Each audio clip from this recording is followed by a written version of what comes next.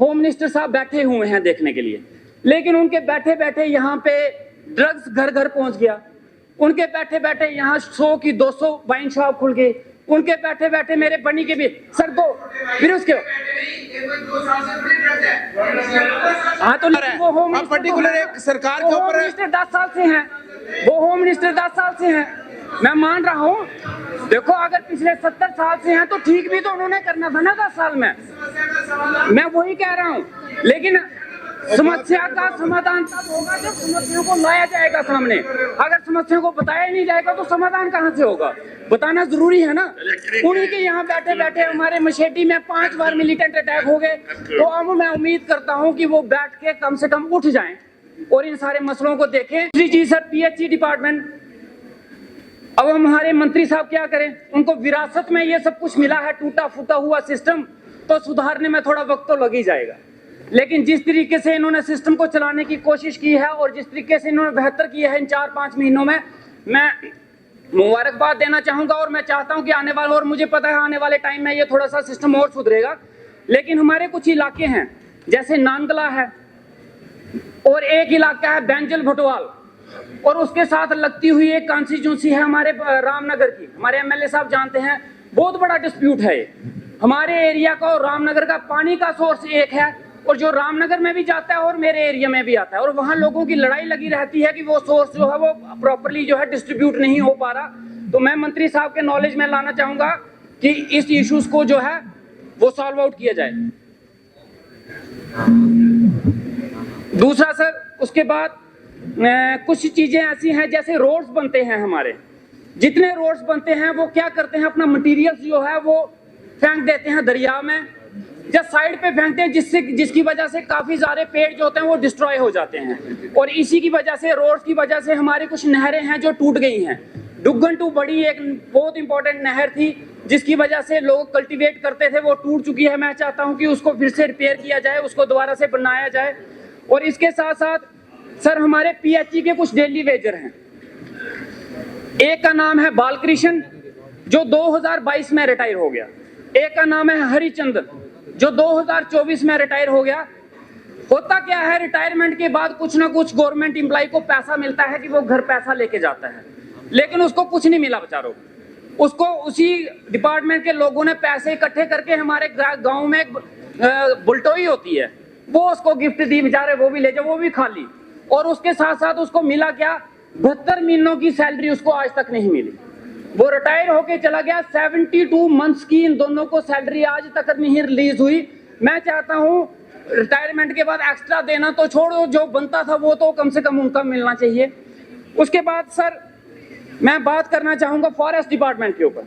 Forest department sir, उसके आगे तो मेरे हाथ खड़े हो गए। फॉरेस्ट डिपार्टमेंट ने जितना परेशान हमारे बनी के एरिया को किया, शायद हमारे भाई साहब भी बोले, लेकिन मैं भी उसी का एक ये चीजें मैं भी भुगत रहा हूँ। हमारे एक तो रोड्स बनती नहीं है, दूसरी जब बनने लगती है तो फॉरेस्ट डिपार्टमेंट वहां पहुंच जाता है।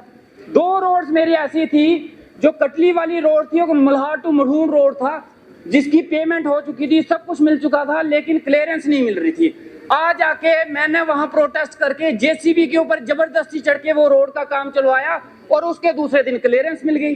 अगर यही प्रोसीजर है रोड क्लियरेंस का कि जबरदस्ती काम चलाना है, तो फिर हम वैसे ही करते हैं। यही चीजों की, एक तो हमें रोड नहीं मिल रहे और दूसरे फॉरेस्ट डिपार्टमेंट काम नहीं होने दे रहा। दूसरी, फॉरेस्ट डिपार्टमेंट एक काम जो एक स्कीम जो है हमारे प्रधानमंत्री साहब की स्टार्ट की हुई स्कीम को फेल करने में लगा हुआ है। उनकी पूरी मंशा ये है कि प्रधानमंत्री साहब की वो स्कीम फेल हो जाए, वो है PMAY। हमारे वहां जितने भी घर बनते हैं उनको लकड़ी की जरूरत पड़ती है।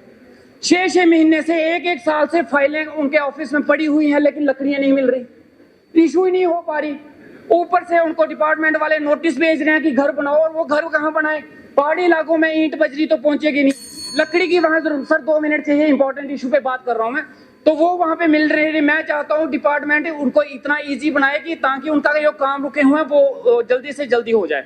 उसके बाद सर, जो लकड़ी हमारे गांव में संदरून एक ऐसा इलाका है जहां की देवदार की लकड़ी शायद केसी थिएटर के अंदर भी लगी है, यहाँ के होटलों में लगी, बहुत मशहूर लकड़ी है देवदार की।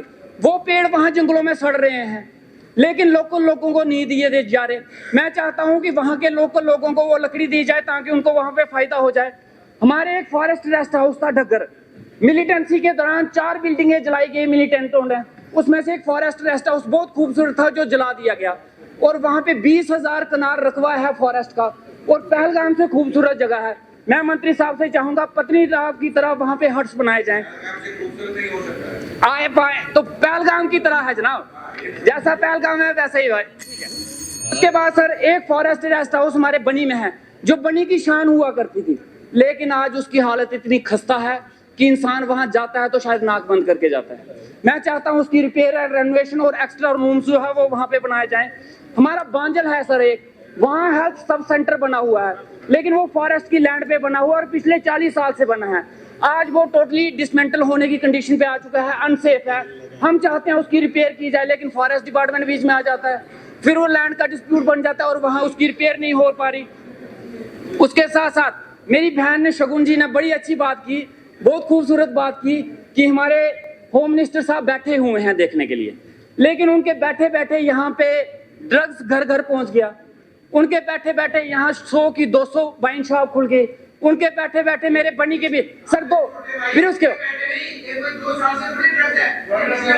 हाँ तो वो होम मिनिस्टर पर्टिकुलर एक सरकार के ऊपर 10 साल से हैं, वो होम मिनिस्टर 10 साल से हैं, मैं मान रहा हूँ। देखो अगर पिछले 70 साल से हैं तो ठीक भी तो उन्होंने करना था ना 10 साल में, मैं वही कह रहा हूँ। लेकिन समस्या का समाधान तब होगा जब समस्या को लाया जाएगा सामने, अगर समस्या को बताया ही नहीं जाएगा तो समाधान कहाँ से होगा, बताना जरूरी है ना। उन्हीं के यहाँ बैठे बैठे हमारे मशेटी में 5 बार मिलिटेंट अटैक हो गए, तो अब मैं उम्मीद करता हूँ कि वो बैठ के कम से कम उठ जाएं और इन सारे मसलों को देखें और गंभीरता से देखें और आने वाले टाइम में ये मसला सॉल्व आउट